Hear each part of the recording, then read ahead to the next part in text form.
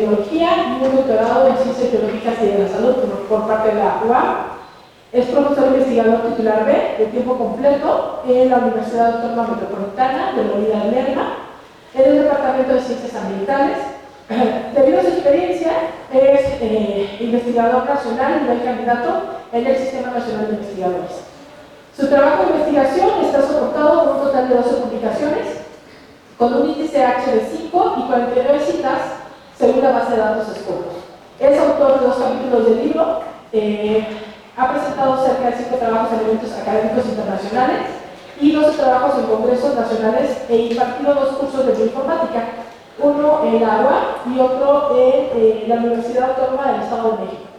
En el 2011 fue favorecido por una beca de parte de la Fundación BBVA para una estancia de investigación corta, y el trabajo se materializó con 2 publicaciones, una de ellas como primer autor.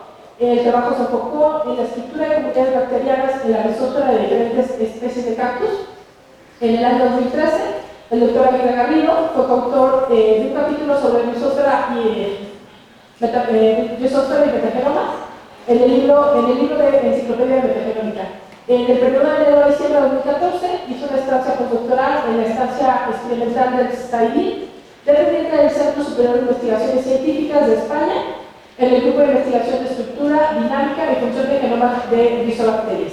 Durante esta estancia se relacionó con la operación del equipo de secuenciación masiva del centro y el análisis de bioinformática de los proyectos asignados al grupo de investigación.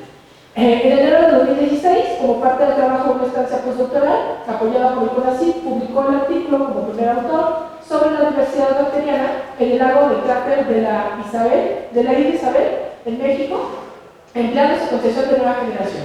Sus líneas de investigación alcanzan la biología molecular, la ecología microbiana y secuenciación de nueva generación.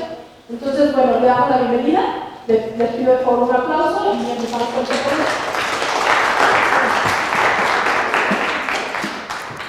Bueno, pues muchas gracias por estar aquí sentados. Espero no aburrirlos demasiado.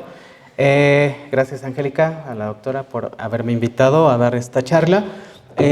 Bueno, como bien dijo la doctora Angélica, prácticamente todo mi trabajo desde que empecé con mi servicio social y desde que empecé con mis primeras investigaciones hace ya mucho tiempo, cuando todo era sepia, prácticamente todo lo he desarrollado con biología molecular, ¿no? Es decir, siempre me ha interesado la perspectiva biológica de comunidades microbianas con varios enfoques, un enfoque microbiológico, un enfoque molecular y bueno, toda la experiencia que he hecho en este campo pues me ha dado una perspectiva de pues estos análisis polifásicos, ¿no? Es decir, prácticamente todo lo que he hecho en mi carrera como investigador pues tiene que ver no nada más con líneas moleculares o no nada más con líneas de microbiología. Todas las comunidades bacterianas con las que he trabajado, con las que he tenido la fortuna de trabajar, pues siempre desde diferentes enfoques, y me parece que eso es algo que es muy importante resaltar. Me da mucho gusto ver a la nueva generación de biología de la facultad.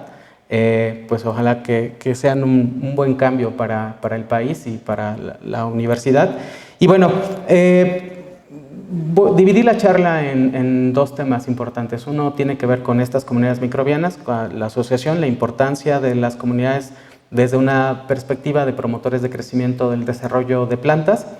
Y bueno, la última parte, que es realmente una parte muy pequeña, uno de los retos que les va a tocar resolver a ustedes, ¿no? Que es básicamente pues el que ustedes sean capaces de interaccionar con herramientas bioinformáticas, ¿no? Ahora que la secuenciación es muy asequible, y pues que se vayan mentalizando, porque seguramente varios de ustedes van a tener que trabajar con estas herramientas de análisis biológico que están pues prácticamente sustentadas en una gran cantidad de análisis de información. Entonces, bueno, pues espero que no se aburran.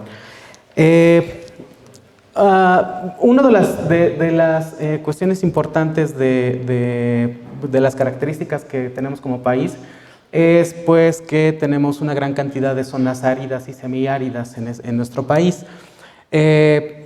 Para que se den una idea, cerca de 25 estados de la República Mexicana presentan estas porciones, ¿no? Sobre todo en el norte de la República hay una gran cantidad. Y lo interesante de estas zonas áridas y semiáridas es pues claramente la diversidad que existe en ellas, ¿no? La diversidad de carácter biológico.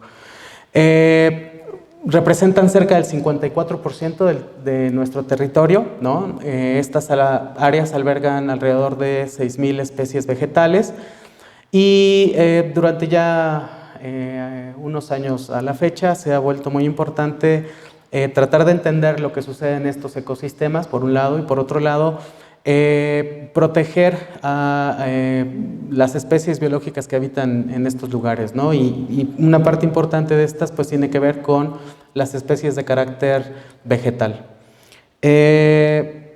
Para que se dé una idea, aproximadamente en estas zonas existen cerca de 900 taxones de cactáceas. Desafortunadamente muchas están en situación de peligro por su constante saqueo y explotación.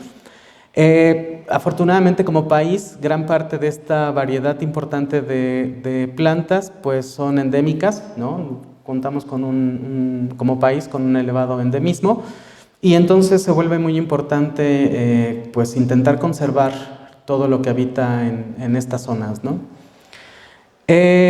Algunos de estos ejemplos de esta enorme diversidad con la que contamos como país pues es Lophophora difusa, que esta especie crece en los estados de Hidalgo, Querétaro, San Luis Potosí. Las poblaciones desafortunadamente de este cactus tienen una presión muy importante, han sido saqueadas por la belleza de la planta, pero además por algunas cualidades que tienen los alcaloides que están presentes en estas plantas. Entonces, de hecho, esta especie está catalogada como una especie amenazada en la NOM 059 Col 2001. Otra especie, de hecho esta especie yo la estuve trabajando en una estancia, y bueno, les voy a presentar algunos resultados de esta especie. Es la Mammillaria carnea. Esta especie se encuentra principalmente en los estados de Guerrero, Oaxaca, Puebla. Es muy bonita, tiene estas florecitas, también la conocen como cactus de los chilitos, y la verdad es que es una planta muy bonita. Y bueno, toda esta relación de cactáceas que se vuelve muy importante preservar como parte del país, pues tiene que ver también con pues, la relación que suelen establecer estas plantas con su entorno. Y parte de esta relación, o parte del por qué tal vez estén ustedes sentados aquí, pues tiene que ver con la visión de los procariontes, ¿no? Es decir, cómo es que estas pequeñas células pueden ser capaces de establecer, de condicionar en muchos sentidos la vida en el planeta, y cómo es que gracias a la asociación que se suelen establecer entre estos organismos se puede llevar a cabo una gran cantidad de funciones en el planeta. En este caso, estas bacterias son bacterias promotoras del crecimiento de las plantas. Una de las consideraciones muy importantes es que hay diferentes tipos de actividades o diferentes tipos de relaciones que se suelen establecer. Por un lado, las bacterias promotoras pueden ser capaces de solubilizar algunos compuestos como los fosfatos, el zinc, que es muy importante para la planta. Otra parte importante de estas bacterias promotoras del crecimiento es que pueden fungir como una primera defensa de protección ante otros organismos que son patógenos para la planta. Y esa es otra estrategia que se utiliza de manera muy regular. Otra actividad más que tienen estas bacterias PGPRs o estas bacterias promotoras, pues tiene que ver con la fijación de algunos compuestos. El nitrógeno es un compuesto esencial para cualquier ser vivo en el planeta, pero hay muy pocos seres vivos que son capaces de fijar el nitrógeno atmosférico y uno de los pocos organismos que son capaces de llevar a cabo esta fijación son las bacterias. Entonces, estas bacterias le fijan nitrógeno, hay una asimilación de amonio o de nitratos por parte de la planta, gracias a la relación que suelen establecer las plantas con su ecosistema.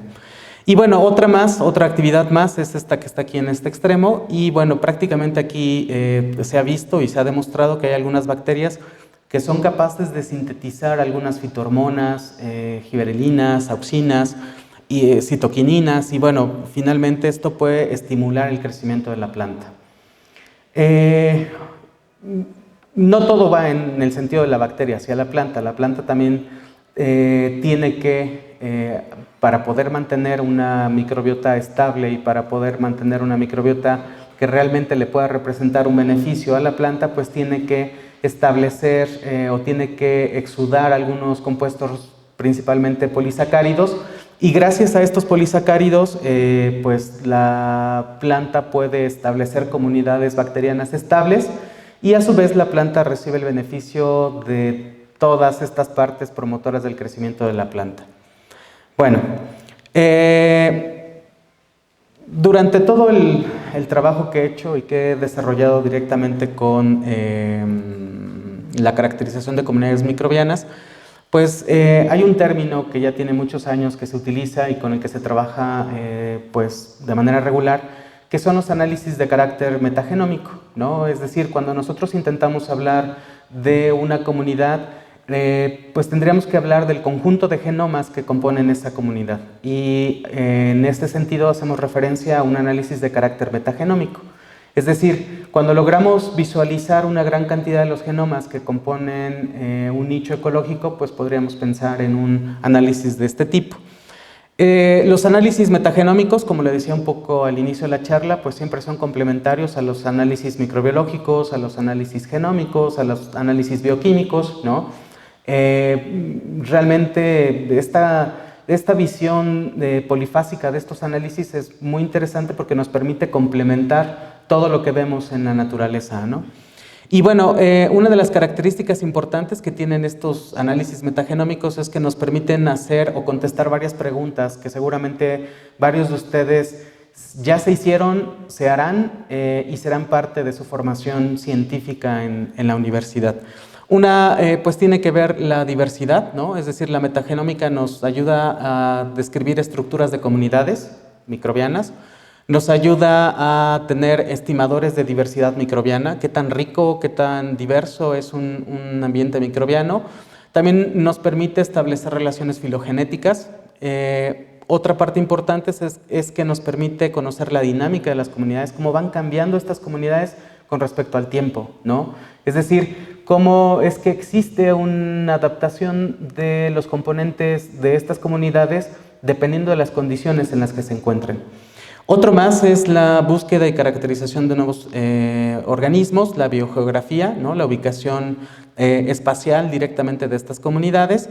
Y bueno, de ahí podemos partir ya hacia la metagenómica funcional, es decir, a la búsqueda de actividades enzimáticas nuevas, ¿no? Que se vuelve muy importante en biotecnología, a la búsqueda de rutas metabólicas nuevas, a la búsqueda de productos nuevos y bueno, también a la metagenómica comparativa, es decir, la secuenciación y comparación de genomas de bacterias, tratar de empezar a establecer relaciones entre especies y funciones, ¿no? Que muchas veces eso cuesta mucho trabajo, sobre todo cuando hablamos de algo que en muchos sentidos no podemos ver, ¿no? Es decir, cuando hablamos de una comunidad microbiana, pues tendríamos que pensar en que la descripción que hacemos de estas comunidades microbianas en muchos sentidos es de algo que no vemos, ¿no? Sabemos que tiene una función, podemos intuir qué es lo que está haciendo, vemos algunos metabolitos asociados a estas funciones, pero no las vemos, ¿no? Y eso es una limitante muy importante cuando intentamos evaluar qué es lo que está haciendo cada uno de los componentes de esta comunidad.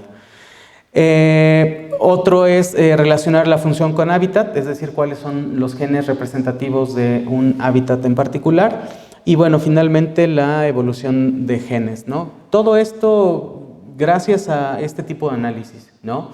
Que son complementarios y eso es muy importante y lo he remarcado ya varias veces porque a veces la gente piensa que con la metagenómica se puede resolver todo y esto es un error muy importante. No podemos perder de vista esa microbiología tradicional de microscopio, de tinción, que siempre va a sustentar lo que muchas veces no somos capaces de ver cuando analizamos bajo estas vías metagenómicas.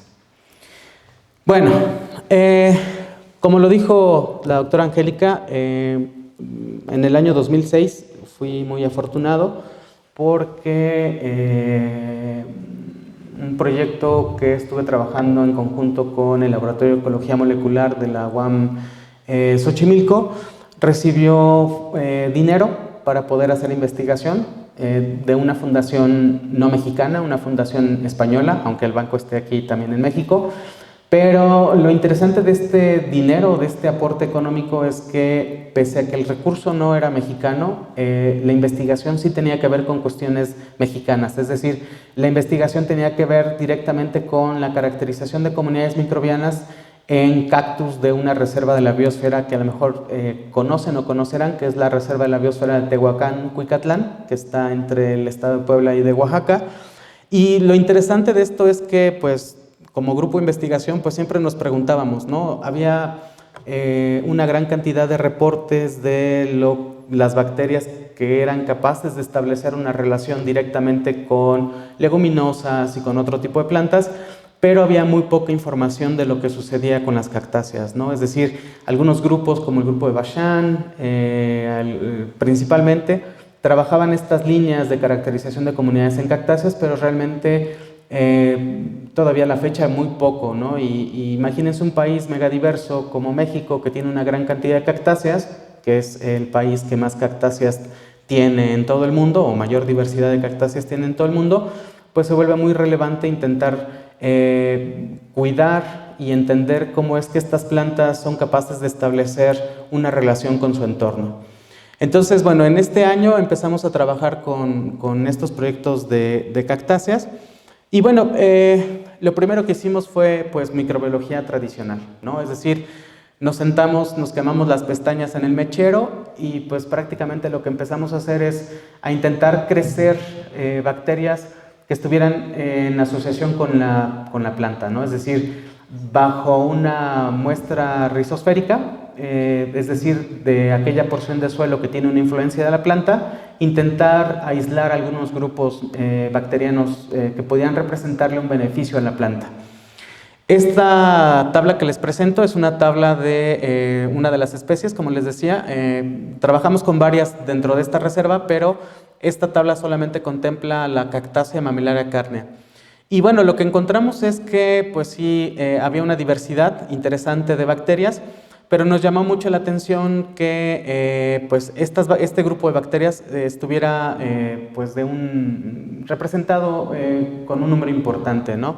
Es decir, lo que empezamos a hacer son estudios de caracterización pasando las muestras rizosféricas directamente a un medio de cultivo, ¿no? Un medio de cultivo que podíamos usar como un medio para aislar a las bacterias que eran capaces de crecer en estas condiciones de laboratorio.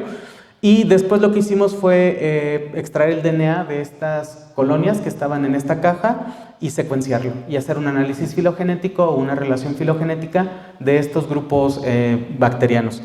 Y nos dimos cuenta que había una gran cantidad de Ochrobactrum y algunas otras bacterias que ya tenían reporte de promotores de crecimiento, ya sea por fijación de nitrógeno, por solubilización de fosfatos o por producción de fitohormonas.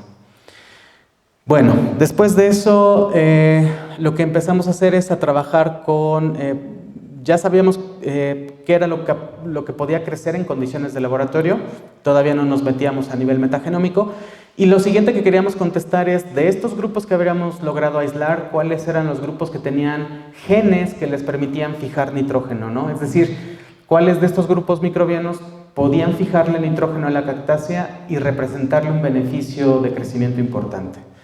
Y nos dimos cuenta que, bueno, había varios, ¿no? Por ejemplo, encontramos estas dos secuencias asociadas directamente a Rhizobium y a Panthoea y a algunas gamma protobacterias.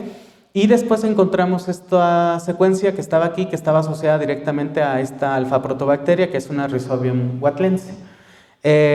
Para nosotros tenía mucho sentido porque pues era una bacteria es una bacteria que tiene esta capacidad para fijar nitrógeno. Y bueno, pues prácticamente lo que estábamos haciendo era demostrar que también las cactáceas eran capaces de seleccionar de una u de otra manera sus comunidades microbianas para representarle un beneficio a la planta.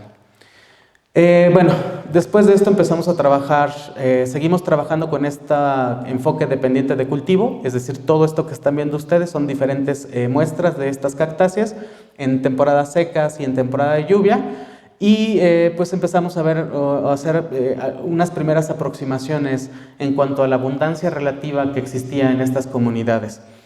Debo decir que, bueno, este trabajo se publicó en el 2012, pero pues bueno, parte de este trabajo pues tuvo que ser complementado con estos análisis de carácter metagenómico. Después lo que hicimos fue, ya que teníamos a estos aislados, hicimos una representación filogenética, ¿no? Es decir, hicimos un análisis filogenético. Este árbol que les presento es un árbol con todas las secuencias que logramos obtener de la parte microbiológica. Ajá. Es decir, todos estos números que ustedes ven aquí, bueno, no se ven, tal vez allá atrás no los alcanzan a ver completamente, pero todos estos números que están aquí y estos rótulos pertenecen a secuencias de organismos que logramos aislar directamente en condiciones de laboratorio. ¿Ok? Y bueno, hasta ahí pues llevábamos con nuestro enfoque genómico o con nuestro enfoque filogenético directamente con la parte microbiológica.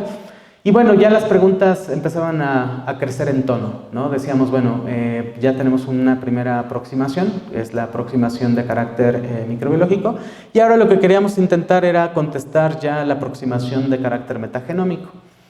Esta metodología que están viendo ustedes en la presentación es una metodología que cada vez está más en desuso, ¿no? En aquella época era muy famosa y nos permitía publicar una gran cantidad de artículos. En la actualidad es una metodología que sí nos da un análisis de los componentes de la comunidad, pero que ya no es nada más presentar un gel de este tipo. Este es un gel, es una metodología que se llama DGGE o electroforesis en gel con un gradiente desnaturalizante.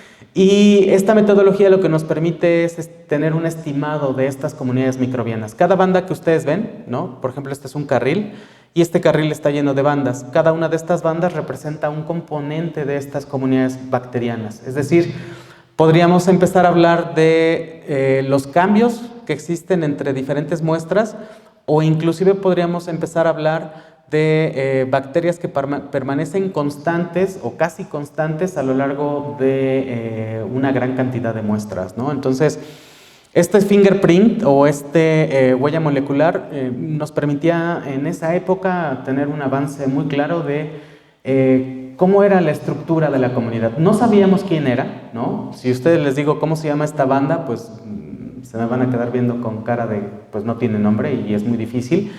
Y efectivamente no se sabía o no podíamos saber quién eran a menos que cortáramos esta banda o cada una de estas bandas y las secuenciáramos de manera independiente, ¿no? Bajo ese enfoque podíamos saber quién estaba presente ahí, pero pues se pierde un marco de lectura importante.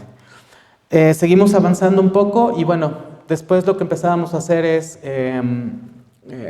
un arreglo del análisis de las comunidades. Es decir, estos fueron los primeros pasos que empezamos a dar para realizar análisis bioinformático. Es decir, este primer análisis lo que hace es traducir estos geles o estas imágenes o estos fingerprints de las comunidades bacterianas y empezar a agruparlos, ¿no? Un método de agrupamiento como UPGMA, que es un método estadístico en el cual asigna una matriz de distancia 0,1,0,1 y en función de eso poder analizar y poder condensar qué tan parecidas eran las muestras, ¿no?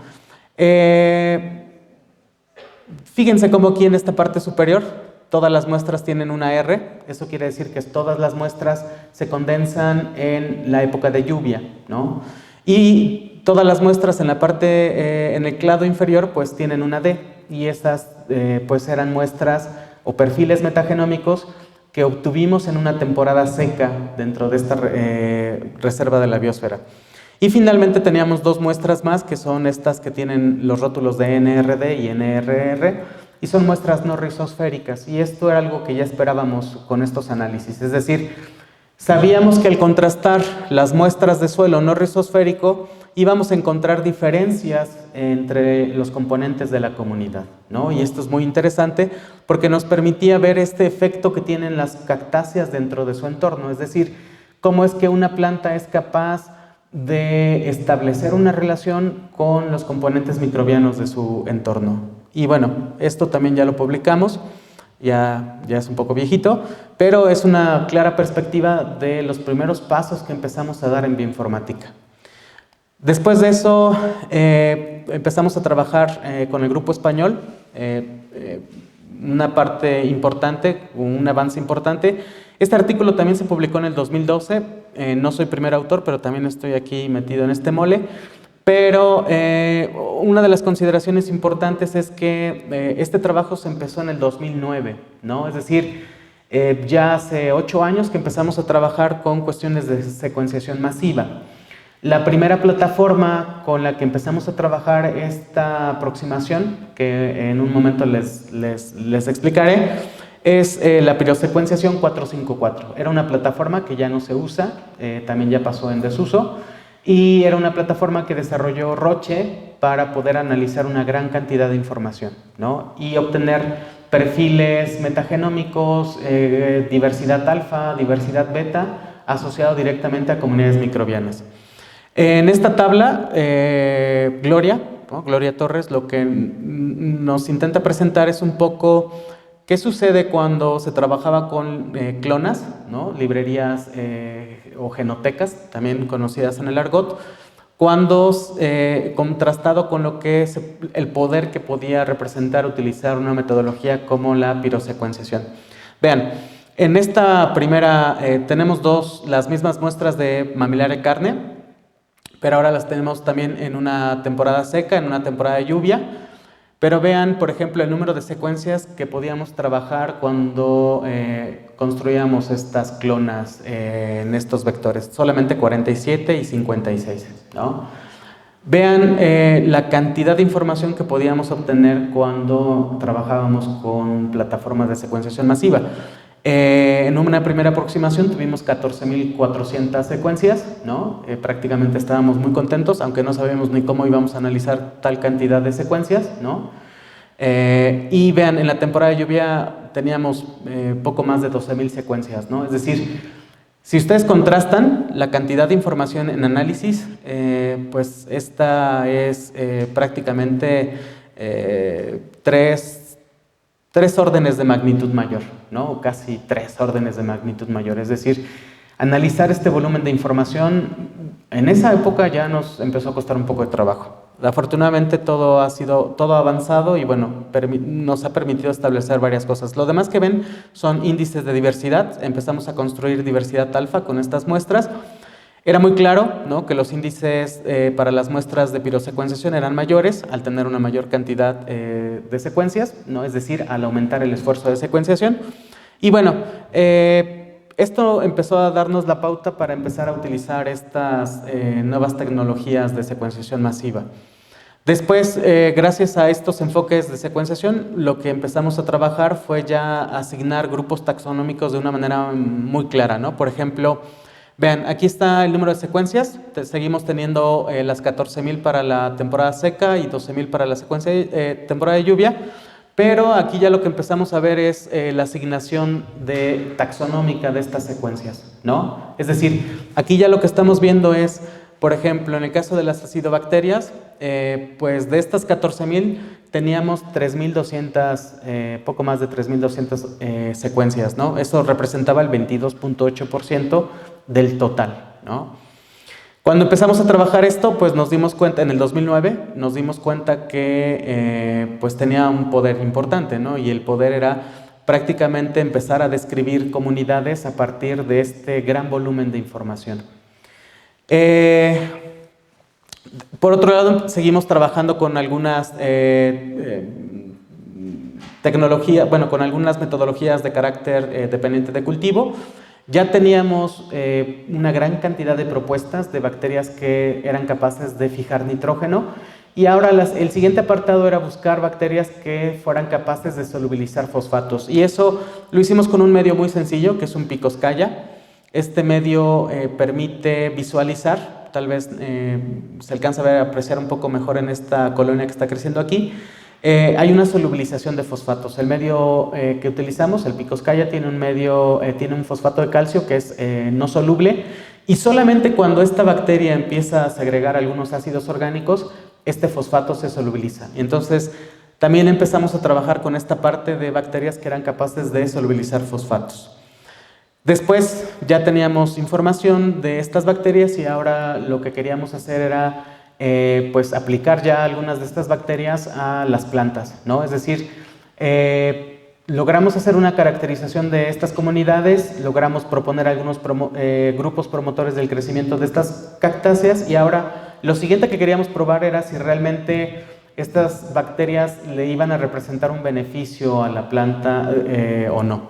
Y empezamos a trabajar con esta es una planta de la variedad de la especie Stenoceros stellatus, que es otra de las cactáceas con la que también trabajamos en la zona. Y este trabajo fue bastante difícil, ¿no? Las cactáceas como plantas tardan mucho tiempo en crecer. Tuvimos que encadenar a varios alumnos de maestría para poder llevar a cabo este trabajo. Pero bueno, finalmente lo que logramos encontrar con la inoculación de esto es que realmente había algunos promotores del crecimiento, tal vez no se alcanza a ver, pero estas dos plantas que tienen la F1 y esta planta que tiene la F10 vieron beneficiada con respecto a la planta control. Es decir, hubo un aumento en la talla, hubo un aumento en el peso, y sobre todo lo que encontramos con estas bacterias promotoras es que hubo un aumento en la supervivencia de estas plantas, ¿no? Y esto es muy importante para nosotros porque nos permitió proponer grupos bacterianos específicos para poderlos proponer como promotores del crecimiento. Bueno, esta fue como la parte con la que empecé a trabajar en mi doctorado y en algunas estancias que hice en España. Y bueno, la siguiente generación es un estudiante que está por terminar su maestría en Ciencias Agropecuarias en la UAP Xochimilco. Y bueno, lo que vemos aquí, él tenía una pregunta muy interesante, y su pregunta tenía que ver con la caracterización de otras comunidades de cactáceas, las comunidades bacterianas de otras cactáceas, en una cactácea que se llama Neubuxbamia polylofa, que crece en el estado de Querétaro, es endémica de este lugar, tiene un alto valor ecológico. Y bueno, lo que empezamos a estudiar ya eran las comunidades de esta planta, pero esto ya lo hicimos totalmente, o una gran parte lo hicimos ya con secuenciación de nueva generación. Una de las preguntas más interesantes de Daniel era intentar contestar por qué a los invernaderos les costaba tanto trabajo lograr tener un trasplante exitoso de cactáceas en la zona. Es decir, las plantas, los cactus crecen muy lento, pero algunos invernaderos han implementado algunas metodologías que les permiten tener una gran cantidad de plantas al año. Pero cuando esta planta que crece en condiciones de invernadero la trasladan al suelo o al lugar en el que se va a quedar, les cuesta mucho trabajo que esta planta se adapte y que logre crecer de manera exitosa. Entonces, una de las preguntas más interesantes de este trabajo era intentar ver qué pasaba con las comunidades microbianas en invernadero y ver si existían diferencias entre estas comunidades y las comunidades de manera natural, ¿no? Es decir, con la misma planta, con la misma especie de cactácea, averiguar si existían diferencias en estos promotores de crecimiento o simplemente en la diversidad de las bacterias asociadas a esta planta. Trabajamos tres tamaños de planta, unas plantas muy pequeñas, unas plantas medianas, unas plantas altas de la misma especie, y las contrastamos con lo que sucedería en invernadero. Lo que empezamos a ver es que, Daniel también hizo una parte de trabajo microbiológico. Empezamos a ver algunos grupos que coincidían con mi trabajo de doctorado. Empezamos a encontrar algunas pseudomonas, algunas estenotrofomonas, este rhizobium también nos llamó mucho la atención, inclusive algunas actinobacterias como Arthrobacter, que ya tenía reporte de ser un promotor o un estimulador de crecimiento para algunos encinos con nuestros colaboradores de España. Seguimos trabajando y bueno, ya lo que empezó a hacer Daniel fue a trabajar directamente con la secuenciación masiva. El número de la cantidad de secuencias con las que empezó a trabajar era aproximadamente 20,000 secuencias para cada muestra. Y vean, lo que vemos en estas curvas de rarefacción pues es un esfuerzo de secuenciación, ¿no? Es decir, lo que estamos intentando analizar, estas comunidades microbianas, desde una perspectiva de si la cantidad de secuencias que estamos analizando por muestra es suficiente para describir el ecosistema o no. En este caso, déjenme ver si lo tengo aquí, bueno, creo que no lo tengo. Pero en este caso, lo que encontramos es que estas curvas de rarefacción más o menos tenían una cobertura de entre el 80 y 90% del total de los componentes de la comunidad. Es decir, con estas curvas lo que nos dimos cuenta era que estábamos logrando visualizar alrededor del 80% de los componentes totales de la comunidad. Y esto pues, fue muy importante para nosotros porque teníamos un valor que nos permitía hacer referencia clara de lo que estaba sucediendo en estas comunidades microbianas. Después lo que hicimos fue un análisis que consideró diferentes variables, ¿no? Es decir, un análisis por zonas, un análisis por tamaños, y lo que empezamos a ver es que había grupos muy constantes. Por ejemplo, estos 3 círculos en azul representan las bacterias que son, las comunidades bacterianas que son del jardín botánico, las JB. Los cuadrados en naranja son las bacterias o las comunidades que están en las plantas juveniles. Y los triángulos en verde son las bacterias que estaban en las plantas más altas, ¿no? Entonces lo que empezamos a ver es que había una clara diferencia entre las comunidades bacterianas que estaban asociadas directamente a las muestras de carácter de invernadero con respecto al resto de las muestras que tenían un origen propio de la reserva de Querétaro. Después lo que empezamos a trabajar fue ya un análisis directamente de abundancia relativa, pero este análisis de abundancia relativa ya con secuenciación masiva, es decir, ya con todas las secuencias metagenómicas del marcador molecular que utilizamos. En este caso utilizamos un ribosomal que es el 16S, que es muy común, seguramente lo van a ver hasta por abajo de la charola en la que comen, y empezamos a trabajar estas comunidades.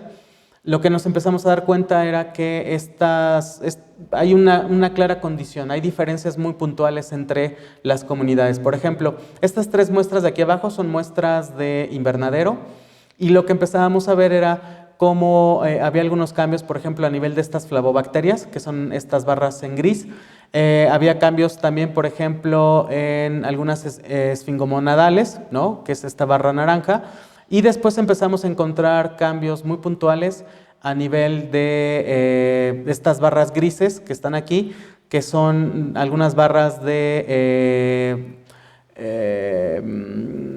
algunos actinomicetos que están presentes en las muestras. Entonces ahí empezamos a ver cómo es que el poder de esta secuenciación nos ayudaba a caracterizar todos los componentes.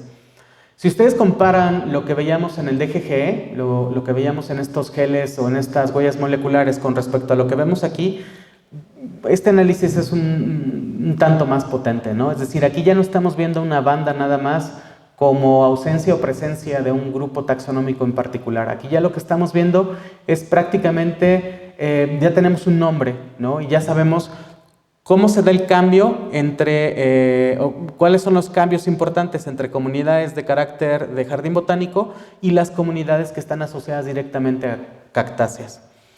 Y bueno, finalmente en esta última parte de la charla, pues me parece que es importante visualizar algunas cosas.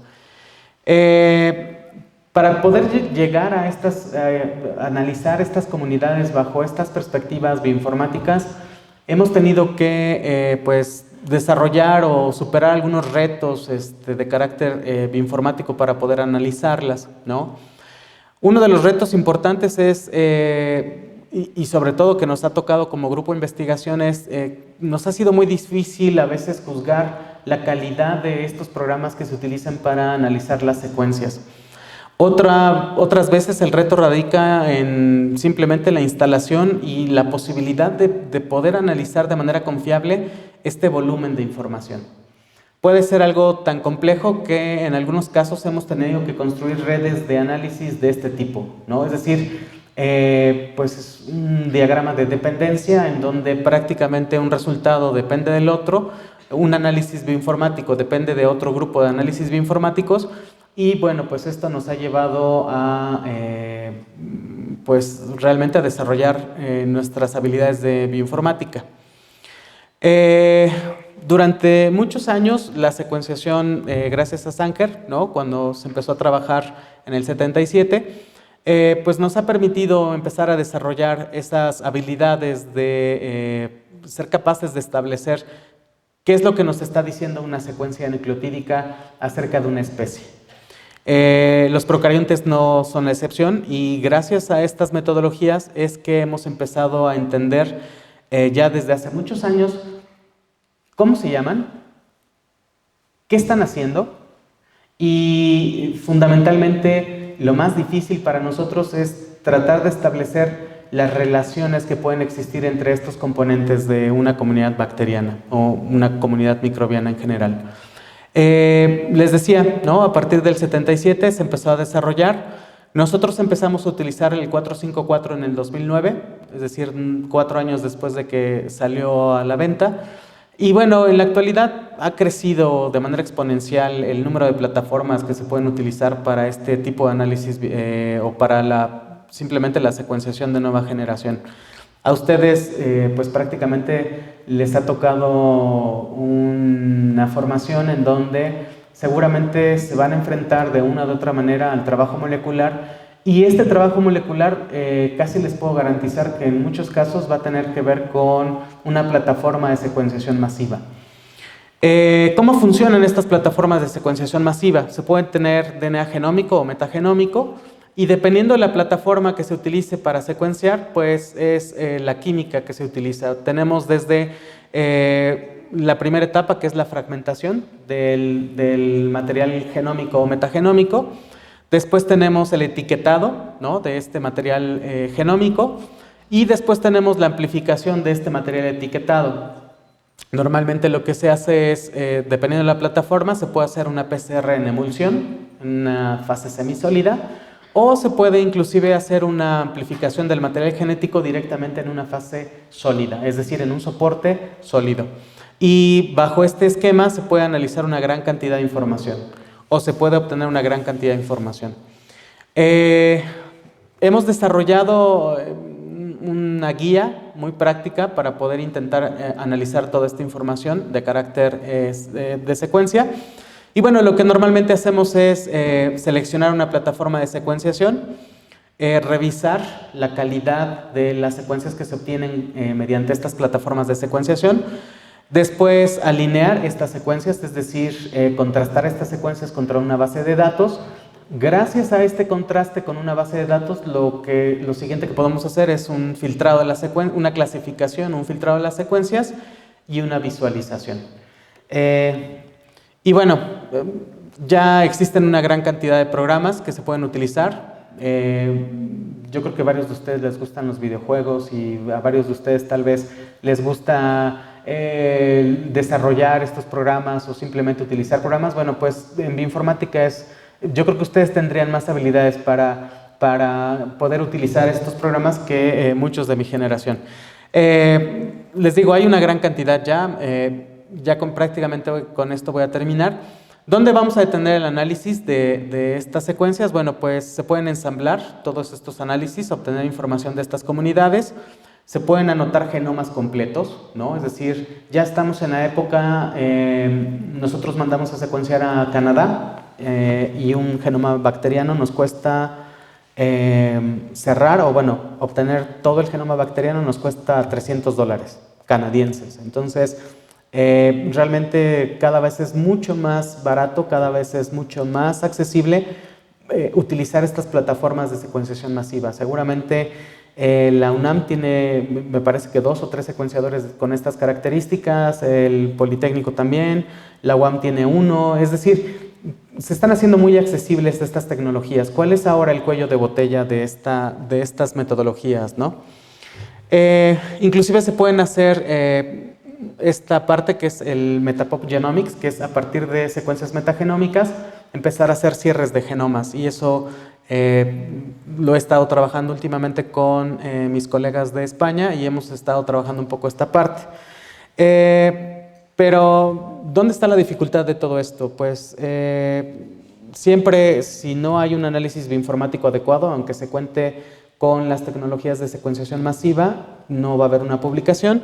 Si no hay una publicación, bueno, pues siempre nuestros jefes nos van a decir que estamos desperdiciando recursos y bueno, pues no queremos eso. Vean, esto es un esquema muy claro de lo que está pasando en la actualidad. Antes de la secuenciación masiva, lo más difícil era esta barra, nos consumía mucho tiempo, ¿no? Y esta barra morada es la barra de secuenciación, ¿no? Ahí invertíamos mucho tiempo. En el 2010 ya esta barra se había reducido y ahora lo que nos costaba un poco de trabajo, vean, son los análisis que se les hacen a estas secuencias. Lo que va a suceder en el futuro es que la secuenciación va a ser muy barata, ¿no? Ya lo estamos viendo, y ahora lo difícil va a ser el diseño experimental, ¿no? Es decir, la pregunta que nos estamos haciendo y que intentamos contestar, y finalmente, pues la otra parte que también nos va a llevar mucho tiempo, que nos va a consumir una gran cantidad de recursos, es el análisis de este volumen de información. Todo ha avanzado, ¿no? Inclusive ya hay compañías como Nanopore, Oxford, que es una compañía que ha desarrollado ya secuenciadores que puedes conectar directamente a tu laptop, ¿no? Es decir, metes una muestra en este aparato y pues prácticamente puedes discernir en una secuencia muy similar a lo que haría Sanger quién está presente en la muestra. Los invito, ¿no? Creo que es un buen reto el que nos toca como generación, ¿no?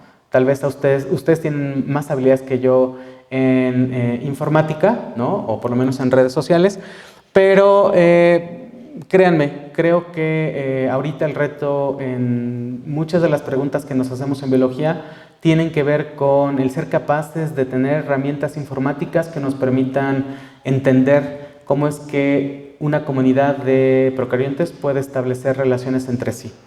Y bueno, pues les doy las gracias, ojalá que no se hayan dormido demasiado.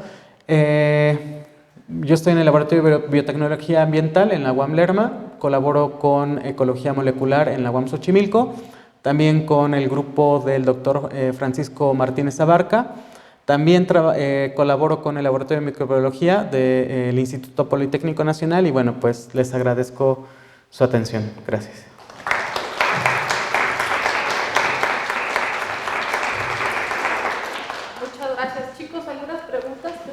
Par de minutos para preguntas. Sí. Había mencionado que usted había proporcionado algunos cursos de informática. ¿Nos puede decir cómo uno puede acceder a estos cursos? Me imagino que por la necesidad seguramente debe ser bastante caro. Pues no, la verdad es que todos los cursos que he dado no los he cobrado. Me ha tocado en muchos sentidos aprender gracias a muchas de las personas que están en estos grupos de investigación y creo que la ciencia en México va a avanzar así. Normalmente, y lo comentaba con la doctora Angélica hace un momento, pues lo único que necesito es una invitación que ustedes quieran que les dé algún curso de bioinformática, desde algo muy sencillo como el análisis de una secuencia ribosomal hasta algo ya muy complejo como el análisis de secuencias de carácter metagenómico y pues realmente no hay más, ¿no? Es decir, lo único que les pido es una solicitud para que mi jefe de la UAM me deje venir y encantado de tratar de enseñarles un poco lo que la ecología microbiana me ha enseñado a golpes, ¿no? ¿Alguien más? ¿Te has encontrado con algún fenómeno o patrón de secuencias en donde tú hayas encontrado algo en común que no se haya visto solamente de genes, sino de una secuencia en particular? Sí, lo comentaba un poco también con la doctora Angélica. No todo mi trabajo tiene que ver con caracterización de promotores de crecimiento de plantas. Parte de mi trabajo también lo he desarrollado con caracterización de bacterias extremófilas. Y en una isla, en un cráter hipersalino, también un cráter alcalino, he encontrado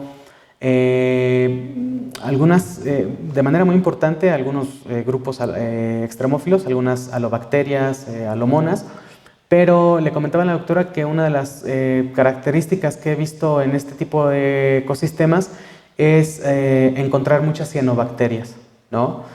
La dificultad de la cianobacteria es intentar crecerla en condiciones de laboratorio, es muy difícil, son bastante exigentes. Y gracias a estas plataformas de secuenciación masiva he encontrado una gran cantidad de estas bacterias. Y bueno, pues ahora toca intentar, gracias a esta información informática, intentar ver qué requerimientos nutrimentales necesitan estas bacterias para intentarlas crecer en el laboratorio. Pero ese es uno de los enfoques que me ha permitido visualizar de una manera muy clara esto. Y otra cuestión que también recuerdo mucho es en España durante mucho tiempo ha habido problemas de legionelosis, ¿no? Causada por una bacteria legionela. Y gracias también a estas plataformas de secuenciación hemos detectado, en colaboración con otros grupos de la Universidad de Granada, hemos detectado a esta legionela presente en algunas muestras de polvo. Y esto es muy interesante porque pues, todo pareciera que solamente esta legionela era capaz de crecer en ductos de aire acondicionado, pero la hemos encontrado también en polvo. Entonces, eso es de lo que más me acuerdo en este momento. ¿Alguien más? Bueno, sí. Me parece que, no estoy muy seguro, pero me imagino que la razón por la que ha trabajado en vez de las secuencias como autos, no como específicamente como por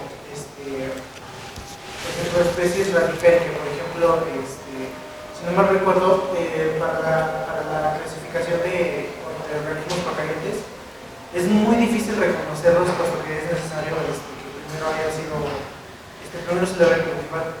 Y eso como ha sido problemático en cuanto a la publicación de sus resultados. Bueno, es una pregunta muy interesante porque, sí, efectivamente, hay un artículo de Roselo Mora y Amán en el 2001 que habla les recomiendo a todos, si no lo han leído, se llama El concepto de especie en procariontes. Es muy interesante este artículo porque nos da un poco la pauta a seguir para poder intentar definir una especie utilizando un fragmento tan pequeño como un ribosomal. Efectivamente, todo el trabajo que vieron de reconstrucción filogenética utilizando ribosomales nos da solamente una aproximación de quién está ahí, ¿no? No podemos hablar de especie, o yo no me atrevería a hablar de especie, hasta no tener al organismo cultivado o tener el genoma completo cerrado, ¿no? Es decir, en algunos casos el análisis bioinformático o el análisis de secuenciación masiva puede ser tan potente que a partir de una muestra ambiental, ¿no? Llámese una semilla, la diversidad bacteriana asociada a una semilla de alguna planta, hemos visto que se puede cerrar un genoma completo. Pero solamente trabajando con los ribosomales es muy difícil llegar hasta una asignación de especie. Por eso creo que es importante que ustedes visualicen que los análisis de carácter molecular no pueden ir solos o no pueden ir sin la microbiología tradicional. Es decir, para poder llegar y tener un análisis mucho más completo es importante intentar crecer al organismo en condiciones de laboratorio. Bueno, pues agradecemos la participación y vamos con la siguiente ponente. Por favor, un aplauso. Los invito a que por favor, esperen un ratito para lo que instalamos la siguiente presentación.